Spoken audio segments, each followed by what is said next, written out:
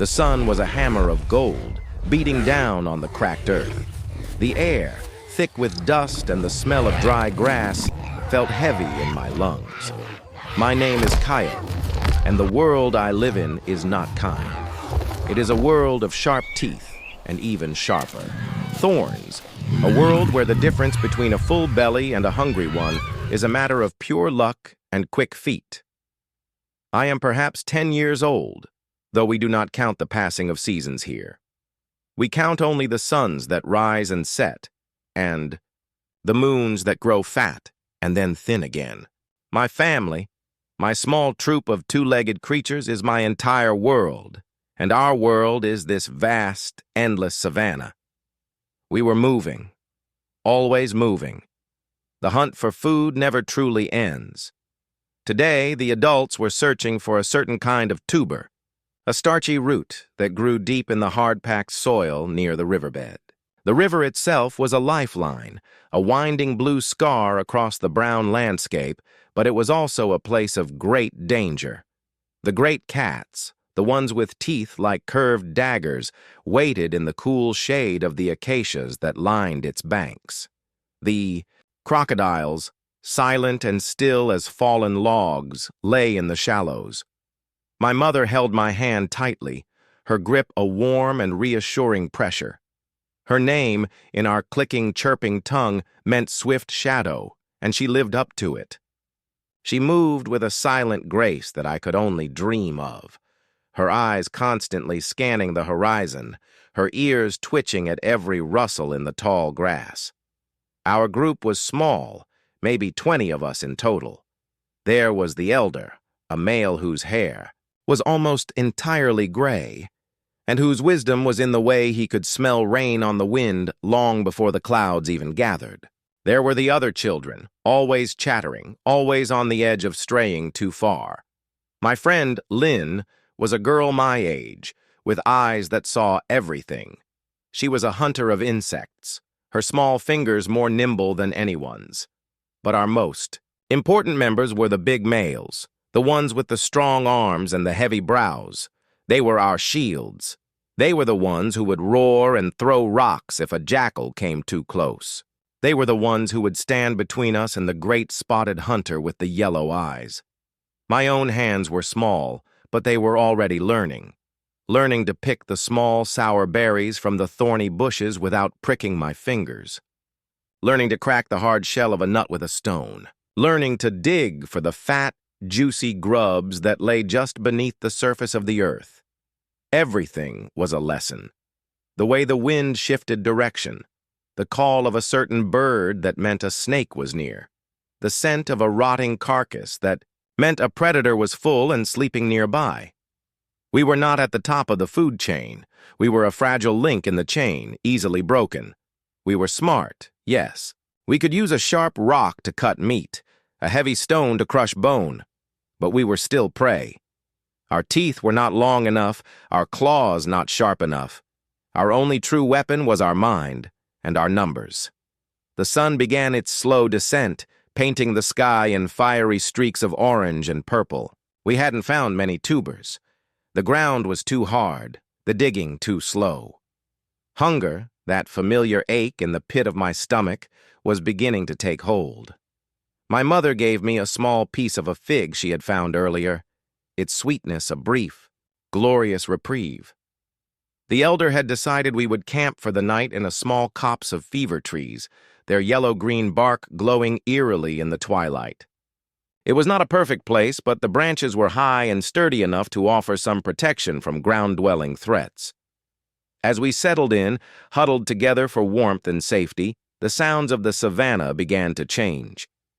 The daytime buzz of insects gave way to the sharp cries of night birds and the distant, unsettling calls of unseen creatures.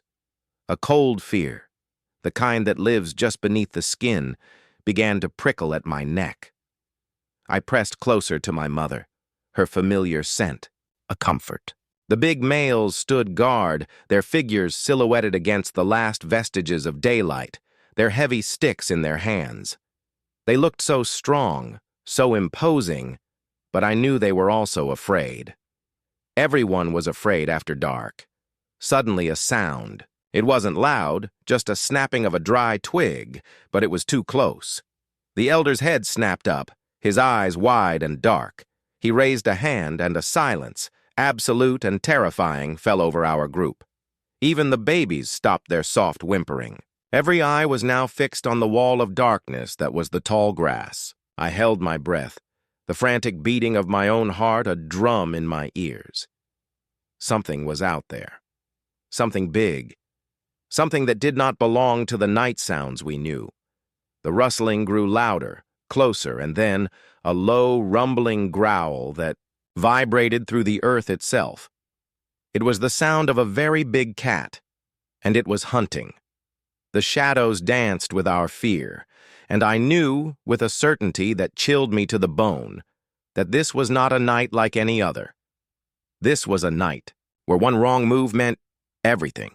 The rumbling growl was a sound from the depths of the earth, a sound that resonated not just in my ears, but in my bones. It was the sound of primal hunger.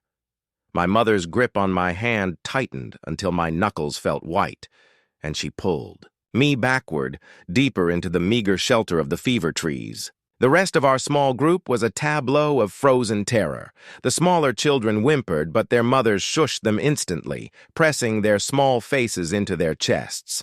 The big males, our protectors, stood in a loose semicircle at the edge of our little clearing, their knuckles white on the heavy sticks they clutched.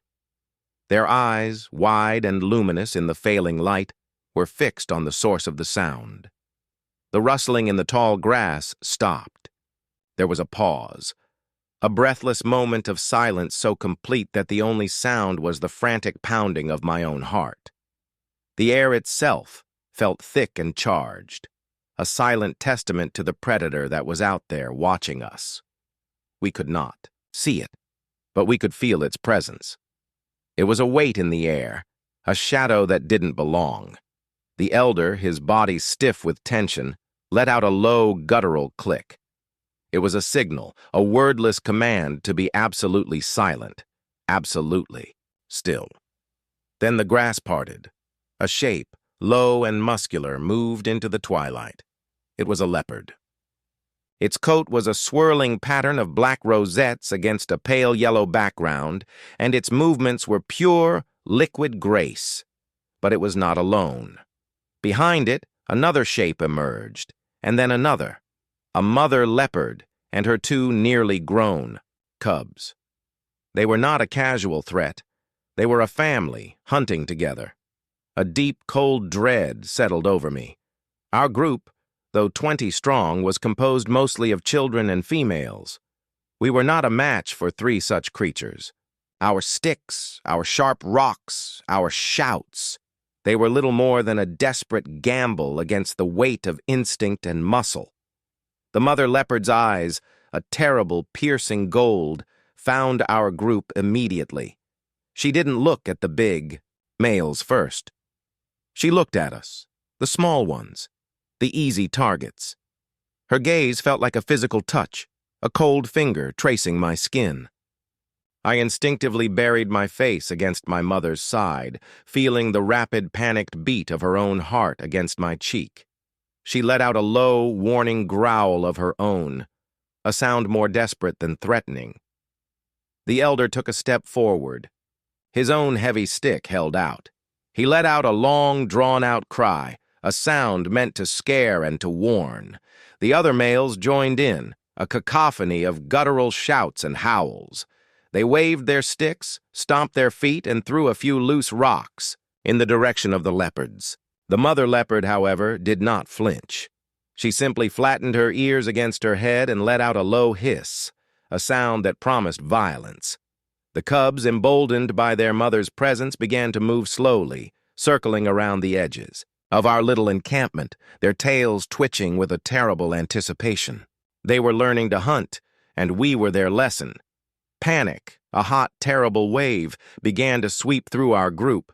The other children began to cry in earnest, a sound that was both a plea and a signal to the predators that we were terrified. My mother pulled me closer, her body a rigid shield. We had to climb. That was our only hope, to get off the ground, to put the length of a tree trunk between us and those terrible teeth. The fever trees were not the strongest. Their branches were a challenge to climb, but it was our only choice. My mother shoved me toward the nearest tree, a frantic, desperate push. "Go, Kale, go!" she whispered. I scrambled up the rough bark, my small hands finding purchase on the gnarled trunk. My mother followed right behind me, boosting me higher, her gaze still fixed on the leopards below. The other mothers were doing the same, a frantic ballet of mothers and children clawing their way into the branches. The big males were still on the ground, a defiant, but ultimately fragile, wall. They were buying us time. The cubs, seeing the scrambling forms in the trees, began to move in.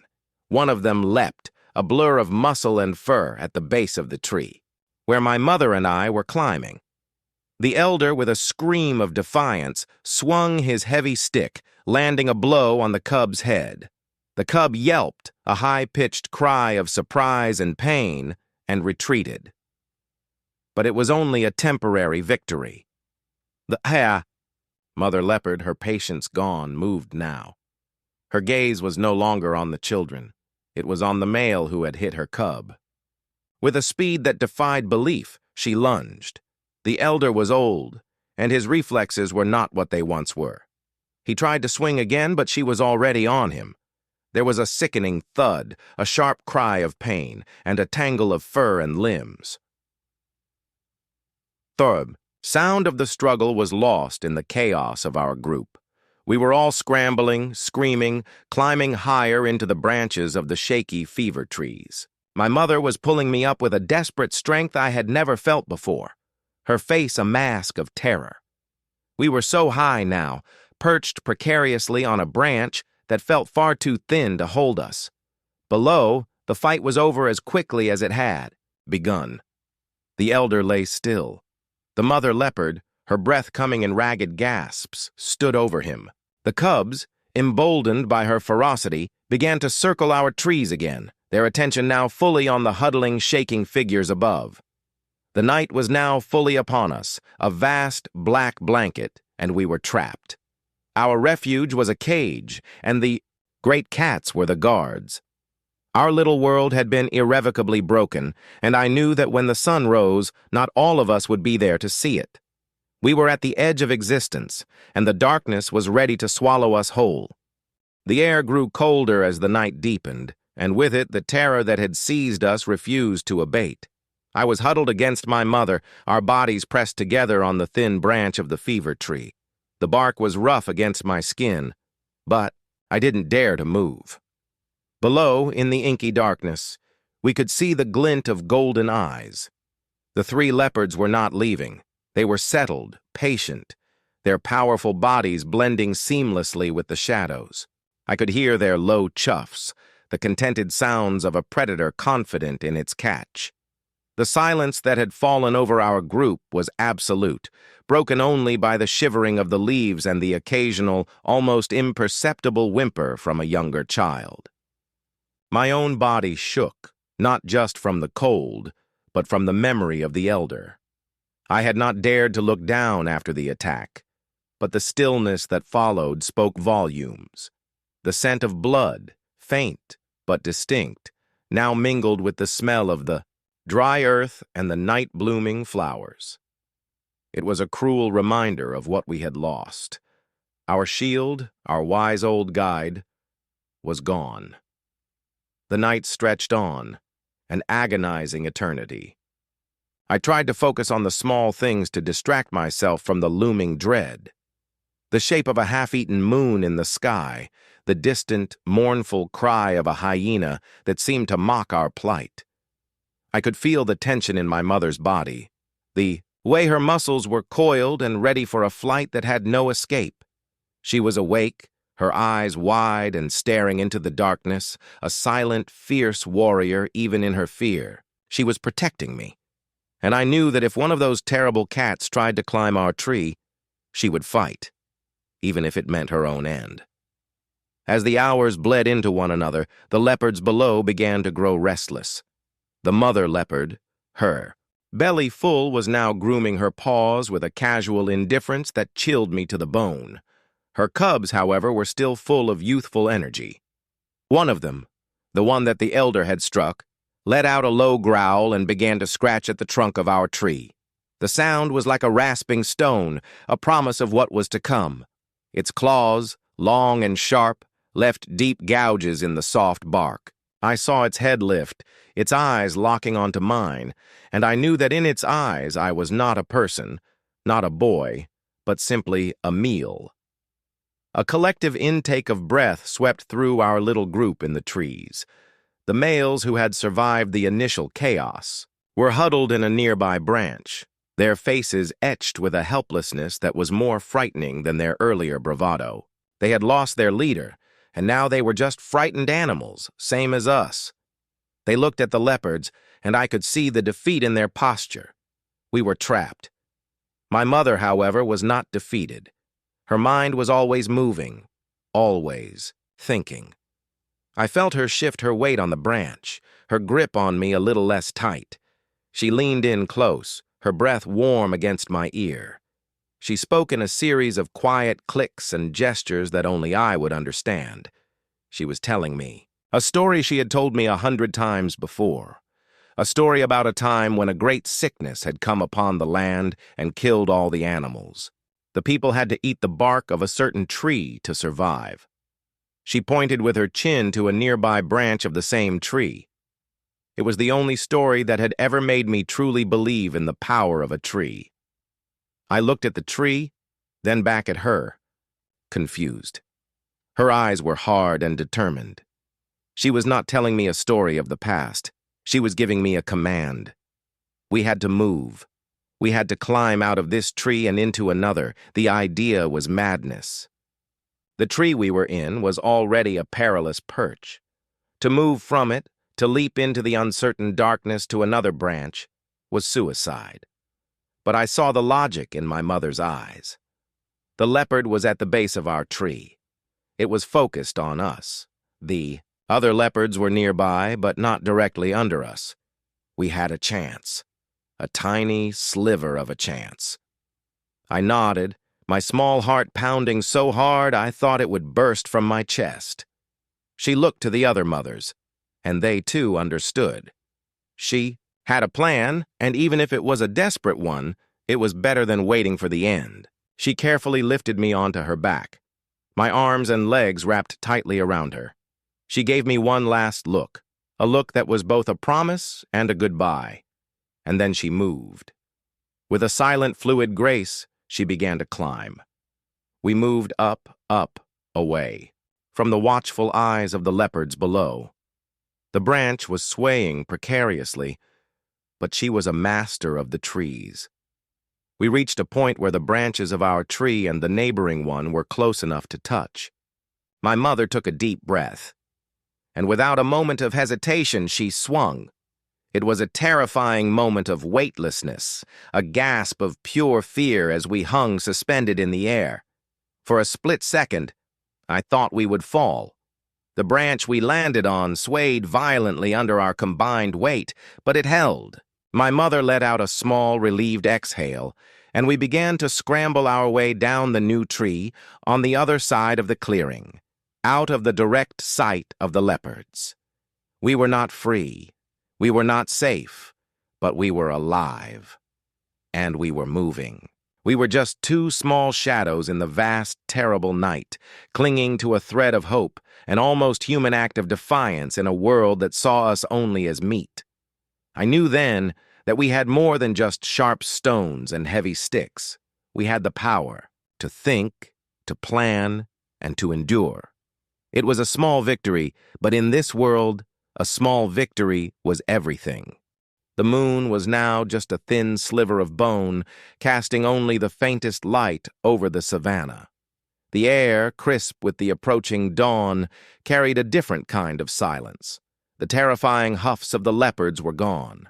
The sounds of the night, the chirps of crickets, the rustling of unseen rodents, had returned.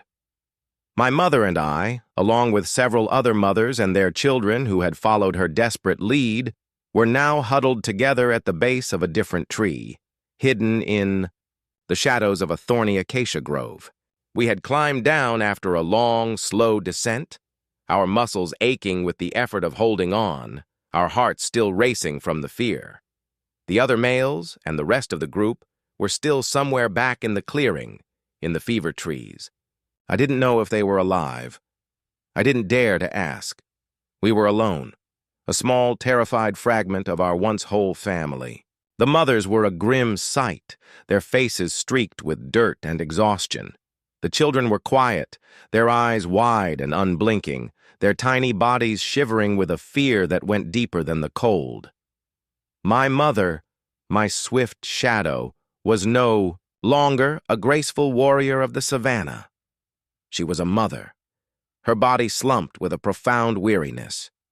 She was leaning against the trunk of the acacia, holding me close, her head bowed.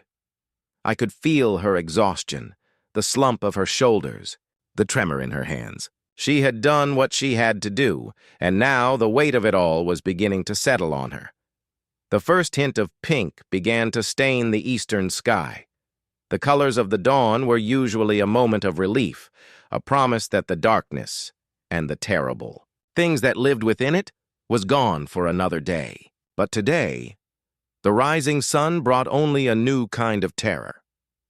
We had to move. The leopards would be leaving now, moving to a safer place to rest from their night's hunt.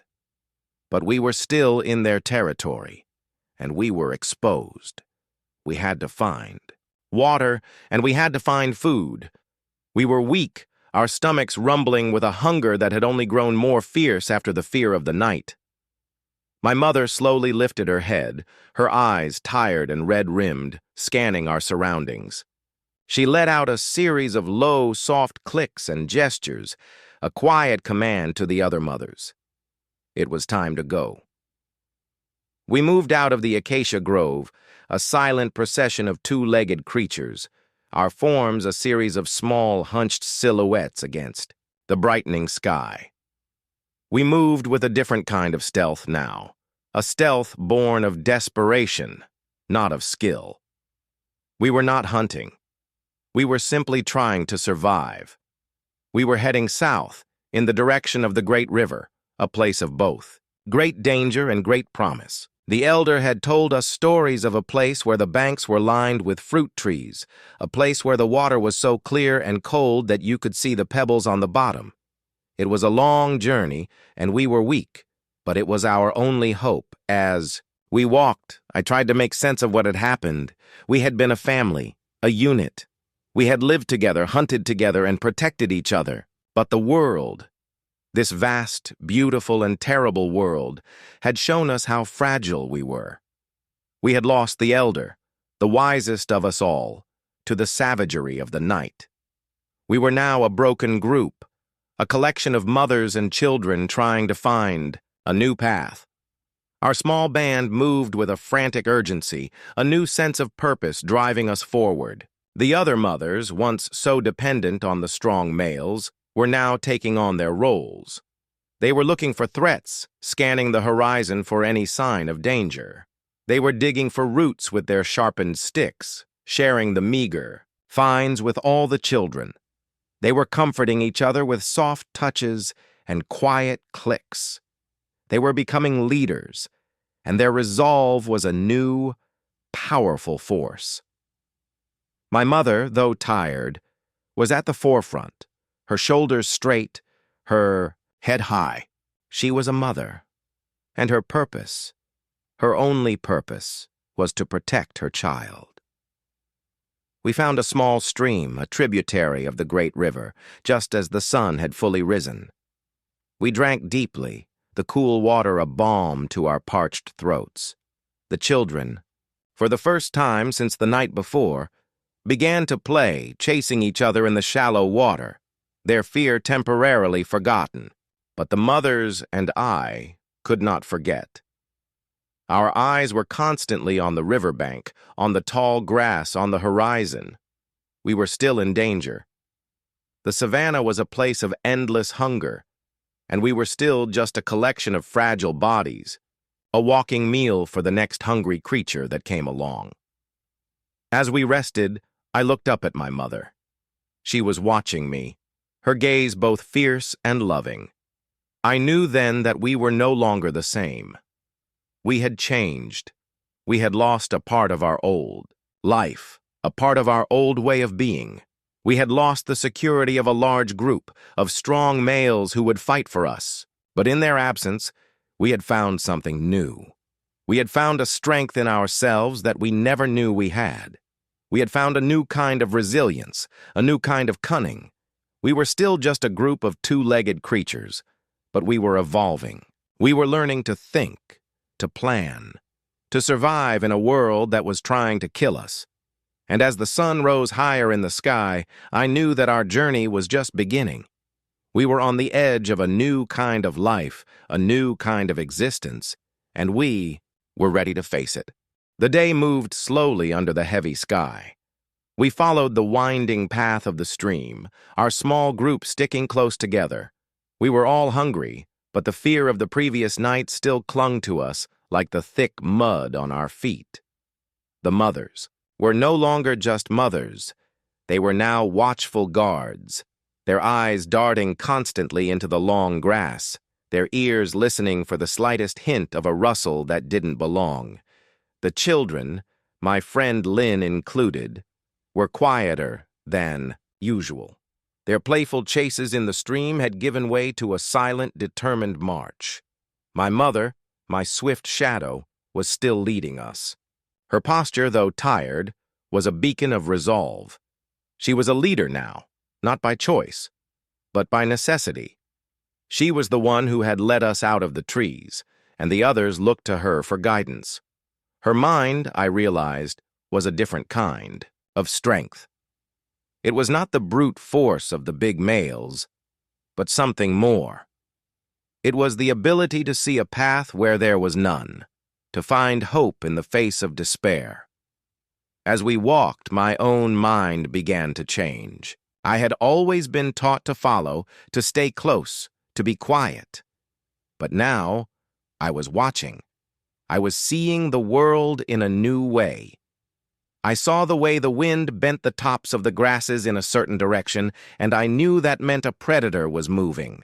I saw the way a certain kind of bird would sit on a branch and let out a specific call, and I knew that meant a snake was sleeping nearby. I was learning to read the language of the savannah, the silent, deadly language that our kind had forgotten in the comfort of a large group. Late in the afternoon, we came across a sight that brought both a glimmer of hope and a renewed sense of danger. It was a kill, a large antelope, its body half devoured. The air around it was thick with the scent of blood and decay. A flock of vultures, their bald heads and hooked beaks a grotesque sight, were circling the carcass. We instinctively stopped, a collective gasp of fear and hunger rising from our group.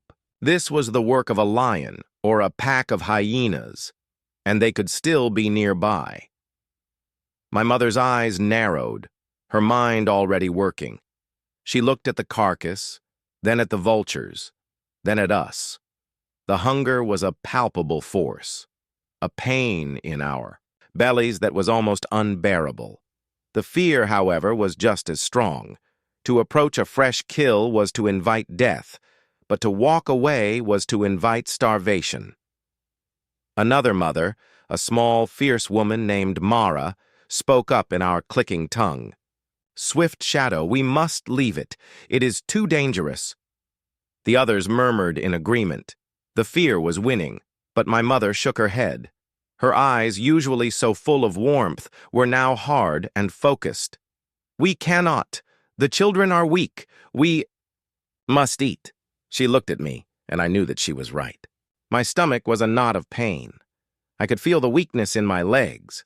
I knew that if we did not find food soon, we would not survive the night.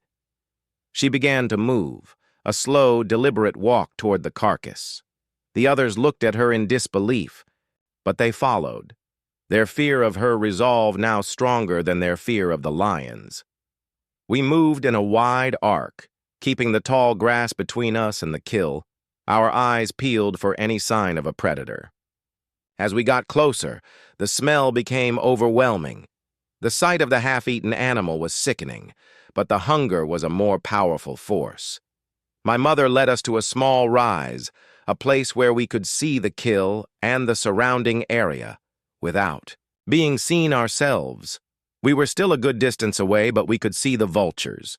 They were on the ground now, their black bodies a writhing mass, picking at the carcass, and then we saw it. The lion. It was a magnificent creature, a great male with a dark mane, lying in the shade of a thorn tree, its belly full and distended. It was asleep, but even in its sleep, it was a terrifying sight. My mother's plan was simple and insane. We would wait for the sun to set, for the air to cool, and for the lion to wake and leave. And then, we would move in and steal what was left of the kill. It was a gamble of the highest order. We were putting our lives in the hands of a sleeping predator, trusting that it would not wake up and find us. We waited, a silent, trembling group of mothers and children, our eyes fixed on the sleeping lion. The sun began its slow descent, painting the sky in fiery hues of orange and red. The air began to cool, and the shadows began to lengthen. The lion, a dark shape against the burning sky, stirred. My heart was a frantic drum in my chest. This was it. This was the moment of truth. My mother, her body tense with anticipation, put a hand on my shoulder, a silent command to stay still. The lion stretched, a long, leisurely movement of muscle and bone. It let out a great yawn, a flash of white teeth in the fading light, and then, slowly, it got up. It took one last look at the carcass, and then, with a slow, powerful stride, it walked away. The relief that washed over us was so intense that I almost cried. But my mother's gaze was already on the carcass. The vultures were still there, fighting over the last scraps. She looked at us, and then, with a new purpose in her stride, she began to walk toward the kill. We followed, our fear replaced by a desperate, all-consuming hunger. We were not hunters. We were scavengers. We were survivors. We were learning to live in a world where we had to take what we could get, even if it meant taking it from the mouth of death itself. We were no longer just prey. We were something new. And as we moved toward the carcass, toward the promise of food and a chance at life, I knew that this was the moment we truly began to change. We were on the edge of evolution, and there was no turning back. The smell was overwhelming, a thick, coppery scent of blood and guts mingled with the earthy stench of decay. It was a smell that promised both life and death. The vultures scattered, their heavy wings beating the air in a furious panic as we approached. My mother, with a sharpened rock in her hand, was already at the carcass, her eyes scanning the darkening horizon for any signs of the lion's return. The other mothers, their own rocks in hand, were right behind her. We were a pack of scavengers, a desperate, determined line of beings, drawn to the promise of sustenance. The carcass was a gruesome sight. The great antelope's chest was torn, open, its ribs splintered, the flesh a raw, bloody mess. But there was still food there. There were still pieces of meat that the lion had not bothered with, and chunks of bone with marrow still inside. We worked quickly, a frantic, almost silent effort. My mother, with a few well-aimed blows, cracked a thigh bone, revealing the rich white marrow within. The children, their eyes wide with a mix of disgust and ravenous hunger, fell upon the pieces of meat the mothers had torn off. My own hands, sticky with blood and fat, tore at the flesh. It was a brutal, ugly meal, but it was the most beautiful thing I had ever tasted. We ate until our bellies, which had been tight with hunger for so long, were now full and distended. The feeling was a strange, almost painful kind of relief. My mother, her own face and hands smeared with the dark meat, looked at me, a glimmer of satisfaction in her tired eyes. We had done it. We had cheated death for another day. We had survived. But our survival was a lonely one. We were still just a small group of women and children, out in the open savanna, with a night of unknowns ahead of us. The sun was now fully gone, and the darkness began to creep in around us. The air grew cold, and the noises of the night returned. We couldn't stay here. The smell of the carcass, the smell of our feasting, would attract every scavenger and predator for miles around. My mother, a new kind of leader, was already giving the orders. We would move. We would find a safer place to rest, a place with trees, a place where we could put some distance between ourselves and the terrible, beautiful meal we had just eaten. We moved, a slow, heavy procession, our bellies full, our movements clumsy. The night was a different kind of terror now. It was a quiet terror, a cold, empty terror. We were no longer a part of a larger group, a part of a familiar world. We were outcasts, a new kind of tribe, formed in the crucible of fear and desperation. I was no longer a child who just followed and obeyed. I was a boy who had seen death, who had faced a predator and won, not with strength, but with cunning. We found a new place to rest, a small cave carved into the side of a rocky outcrop. It was a small space, but it was dry and it was hidden. We huddled inside, our bodies pressed together for warmth. The mothers, their energy spent, fell into a deep, exhausted sleep. But I could not sleep.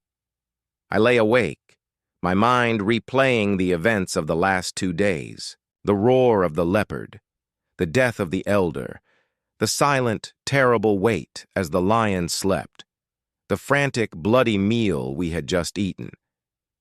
We had lost so much, but we had also gained something.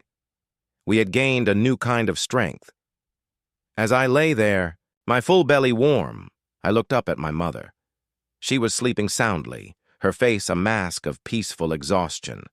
She was a mother, a protector, a leader. She was a survivor, and I was her son. We had been changed by the events of the last 2 days. We were no longer just Australopithecus, a small, fragile creature on the edge of the food chain. We were something more. We were a small, defiant flicker of a new kind of fire, a fire of thought, of planning, of cooperation. We were on the edge of a new kind of life, a new kind of future. And as I finally fell into a deep sleep, I knew that no matter what the morning brought, we would face it together. We were no longer just surviving. We were becoming. The first light of dawn was a soft gray, seeping into the small cave and pulling us from our exhausted sleep. The night had passed without incident. The small, rocky shelter had held us safe from the prowling dangers of the darkness. My mother stirred beside me, her eyes blinking open, taking in our new surroundings with a look of quiet assessment. The other mothers and children were also waking, a silent chorus of sleepy clicks and stretches. We were all alive. The simple fact of a new sunrise was a profound victory, but with the victory came a new reality. We were isolated.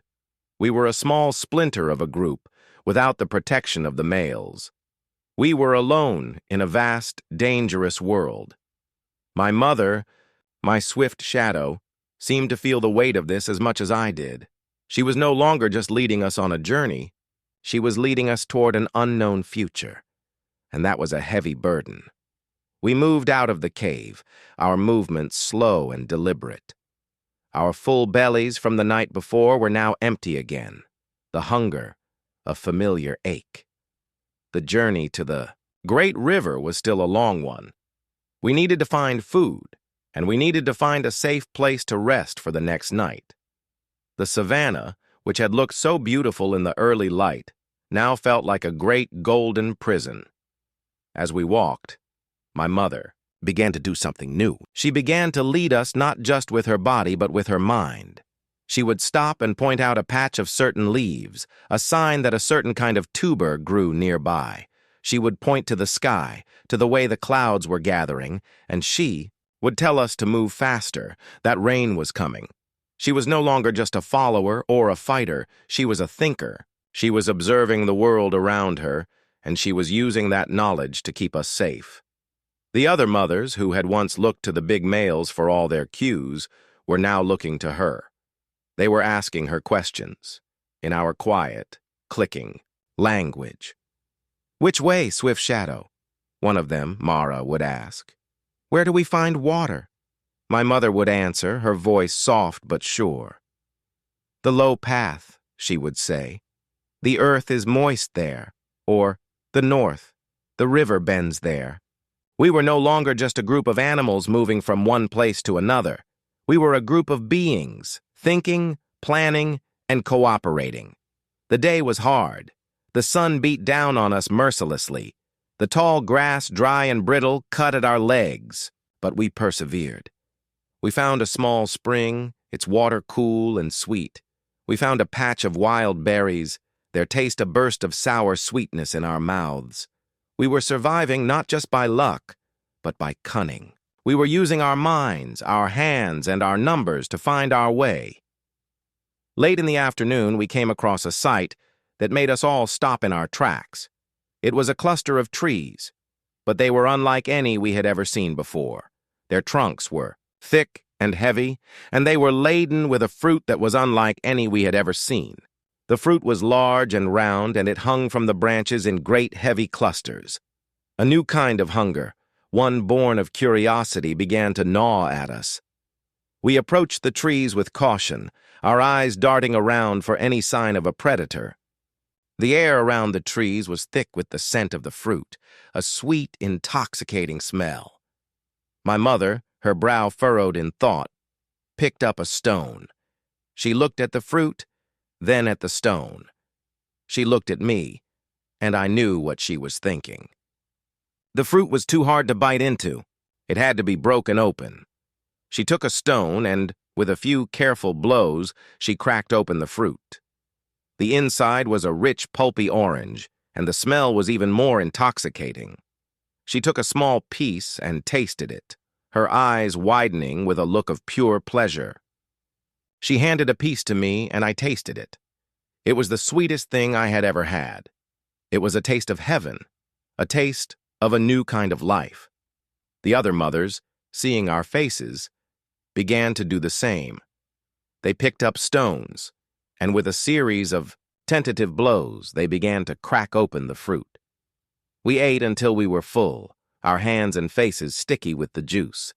We had found a new kind of food, a new kind of sustenance. We had found a way to not just survive, but to thrive. As the sun began its slow descent, we settled in at the base of the fruit trees, our bellies full and our hearts filled with a new kind of hope. The world, which had been so cruel and so unforgiving, had just given us a gift. And we had a new kind of food, a new kind of resource. We had found a way to use our minds to change our world. We were no longer just a small, fragile group of mothers and children. We were a group of thinkers, a group of innovators. We were on the edge of a new kind of existence, and as the darkness fell, I knew that we were not just surviving. We were becoming human. The final moon of our journey was a perfect, luminous circle, hanging high in the velvet blackness of the sky. We were no longer huddled and shivering. We were a tribe, gathered around a small, crackling fire. The knowledge of how to make fire had been a gift from a different kind of dawn. It had been my mother, my swift shadow, who had discovered it, not with the intention of making a fire, but with the intention of making a better tool. She had taken 2 stones, one sharp and one dull, and had been hammering at them to create a new kind of blade. In her effort, a small spark had flown from the impact, landing on a pile of dry grass. The fire had been born of a simple accident, but we had learned its power. The fire was a living, breathing thing. It was our protector, a shield against the darkness. It kept the great cats away, their golden eyes reflecting the flickering light from a safe distance. It was our cook, a thing that turned the hard, raw meat of a wild pig we had found into a soft, savory meal. It was our home, the center of our new world, We had made it. We had reached the great river. It was a sight of unimaginable beauty, a vast expanse of water that stretched to the horizon. Its banks were lined with trees, great towering things, heavy with fruit. There was an abundance of food, of water, of life. We were no longer a small, terrified group of mothers and children. We were a tribe, a family. We had a home, but we were not the same. We had changed. The children were no longer just children. They were explorers, their small hands and feet learning to climb the great trees, their eyes learning to read the language of the river. Lynn, my friend, was no longer just a hunter of insects. She was a fisher, her small hands learning to weave a net from the long grasses. The other mothers, who had once been so dependent on the big males, were now leaders in their own right. They were thinkers. They were builders. They were no longer just surviving. They were thriving. And my mother, my swift shadow, was no longer just a mother. She was our leader, our teacher, our innovator. She taught us how to make tools, sharp stones that could cut through the thick skin of an animal, heavy stones that could crack open the bones of the biggest creatures. She taught us how to use the fire, how to feed it, how to keep it alive. She had led us through the darkness and into the light. She had taken us to the very edge of our existence and had shown us a new kind of life. I was no longer just Kale, a small boy in a big world. I was a part of something new. I was a part of this tribe, this family. We had lost so much. We had lost the elder. We had lost our old way of life. But we had gained something new. We had gained the fire. We had gained the tools. We had gained the knowledge of how to use our minds to change our world. We were no longer just a creature, a small, fragile being in a vast, dangerous world. We were something more. We were human. We were at the very beginning of a long, long story. A story that would be told not just in our clicks and our gestures, but in the tools we made, in the fires we kept, in the homes we built. The savannah was still a dangerous place. The great cats were still hungry. But we were no longer afraid. We had a new kind of strength, a new kind of power. We were on the edge of evolution, and we had just taken our first incredible step. The story of our people, the story of humanity, had just begun.